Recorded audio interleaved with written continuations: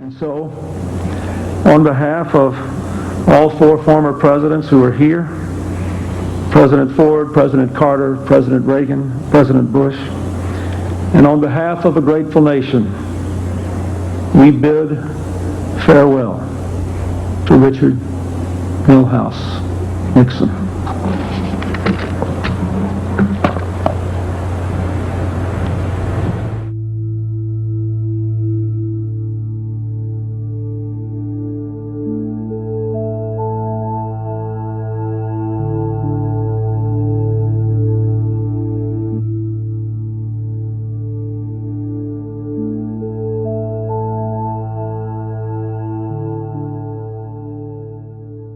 We are going to win.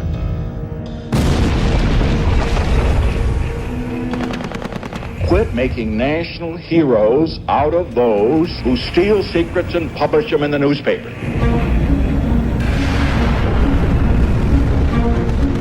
The hundreds of thousands we were killing was unjustified homicide, and I couldn't see the difference between that and murder. Murder had to be stopped. This weekend, portions of a highly classified Pentagon document came to light for all the world to see and brought cries of outrage from Washington. We gotta get this son of a bitch. Yes, Kennedy did send in troops in violation of the Geneva Accord. Johnson did start the buildup before he said he was going to. These guys were lying through their teeth when they were talking to us. And here it is in black and white. There's no way of denying it. The Times building is encircled by armed guards. We are printing tomorrow a top-secret government document. A name has now come out as the possible source of the Times Pentagon documents. It is that of Daniel Ellsberg, the top policy analyst for the Defense and State Department. I am prepared to answer to all the consequences of these decisions.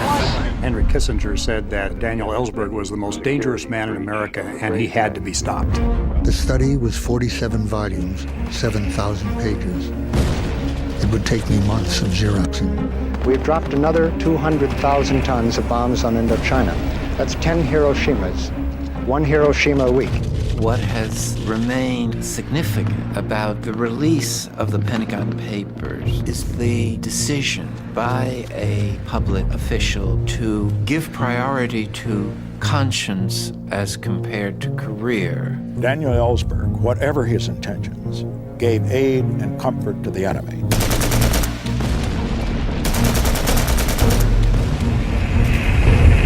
It was a crime from the start, carried out by 4 presidents, and now a 5th president was doing the same. I'm not going to be part of this system of lying anymore.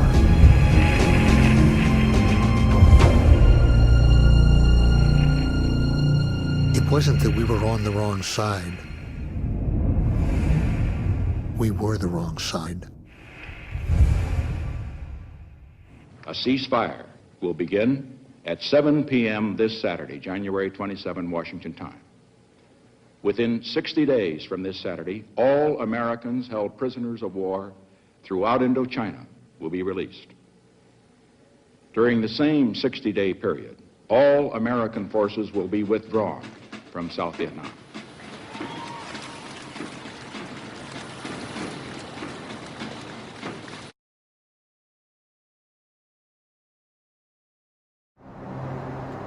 In February 1972, Nixon flew to China, and these are the notes he made on the way by way of preparation. They make fascinating reading.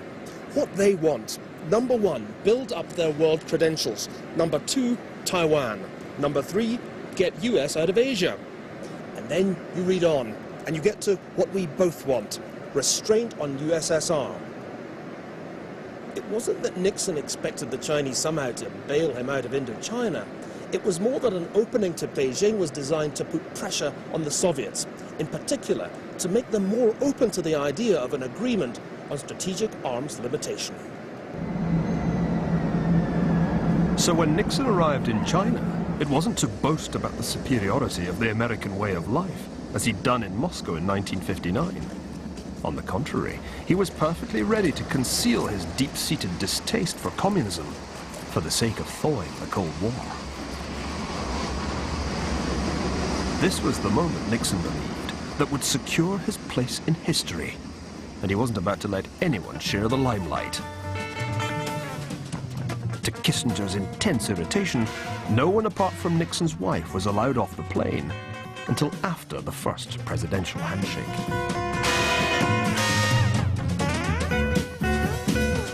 The visit was a triumph. Nixon was even taken to meet Mao himself. In fact, the ailing despot insisted on it. 2月21日下午，毛泽东主席 According to the testimony of his doctor, Mao was beside himself with excitement on the day of Nixon's arrival. The president of the free world, a socially inept man at the best of times, was intensely nervous about this tete-a-tete with the Red Emperor. So much so that he made notes to remind himself how to behave. Treat him as emperor. Don't quarrel. Don't praise him too much. Praise the people, art, ancient. Praise poems. Love of country. You don't know me, Nixon opened, inadvertently sounding once again like a salesman. But anything I say, I deliver. The handshake with Mao, the photo opportunity on the Great Wall, the sound of a Chinese military band playing America the Beautiful at a banquet. Even in his wildest imaginings, Nixon could not have wished for more.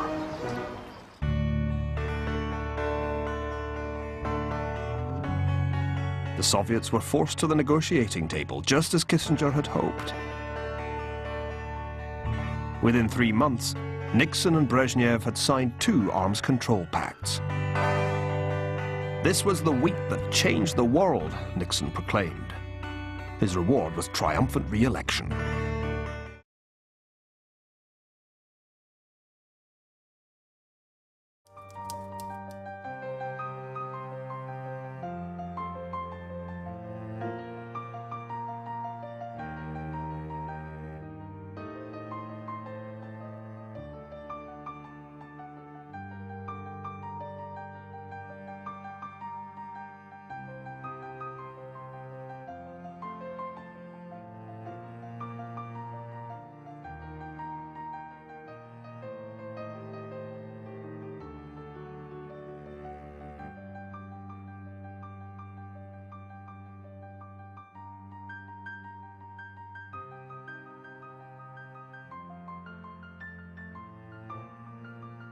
Five burglars in business suits didn't make sense, and the lead burglar, James McCord, the judge kept saying, "What do you do?" And he would go, and the judge would say, "What?"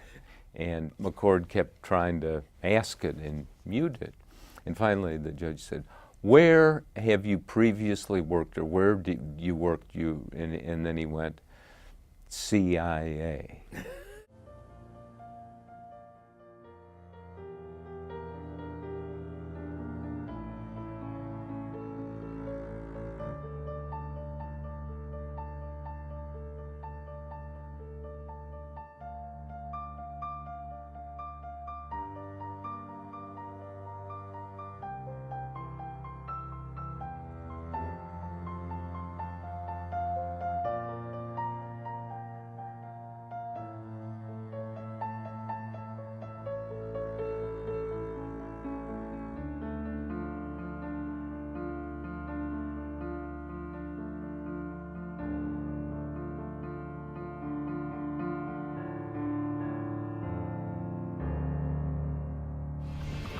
If in this interview Nixon exonerates himself, or that would be the worst crime of all. 3, 2, cue David. Are you really saying the president can do something illegal? I'm saying that when the president does it, that means it's not illegal. I'm sorry?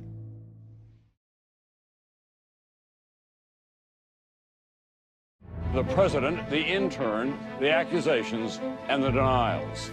The allegations that the president had an illicit affair with a 21-year-old intern and then attempted to cover it up blasted through the White House today.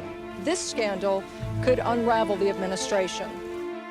Over the next 72 hours, the story made its way around the world. le cadre de ses escapades sexuelles. Sehen viele Clinton den Tief. Monika Lewinsky. Caught unawares, Clinton's cabinet members rushed to his defense. I believe that the allegations are completely untrue. I'll second that. Aides who have worked for him for 5-6 years at this point are just on the floor. They can't figure out what they're supposed to think about this, much less what they're supposed to do about this. I was convinced that Bill Clinton had been set up. He's got all these enemies who are out to get him. He wouldn't be so stupid as to jeopardize his entire presidency. For what? No, that was not the Bill Clinton I knew. Clinton did confide in the one person he knew would not judge him. When the Lewinsky scandal broke, the president paged me and I returned the call. And he said, ever since I got here to the White House, I've had to shut my body down, sexually, I mean. But I screwed up with this girl. I didn't do what they said I did, but I may have done so much that I can't prove my innocence. And I said to him, the problem that presidents have is not the sin, it's the cover-up. And you should explore just telling the American people the truth. He said, really, do you think I could do that? And I said, let me test it, let me run a poll. So I took a poll and I tested popular attitudes on that. And I called him back and I said, they will forgive the adultery, but they won't easily forgive that you lied.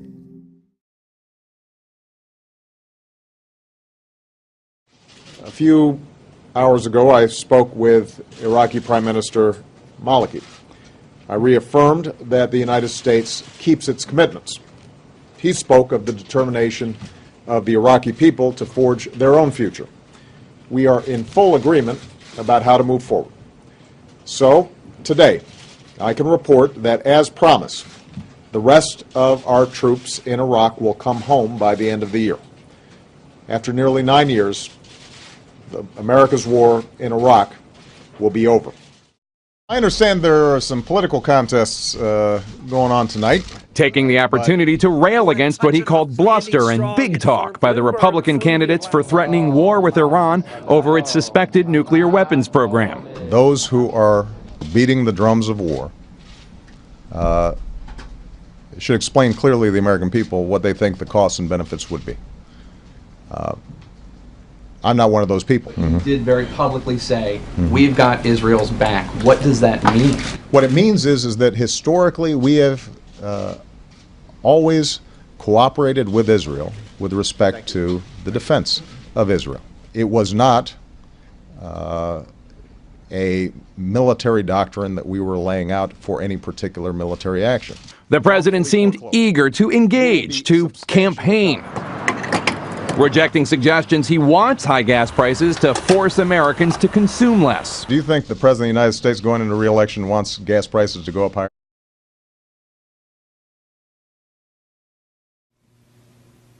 I'm sorry. I just hope I haven't let you down. Well, when I said, I just hope I haven't let you down, that said it all. I had. I let down my friends.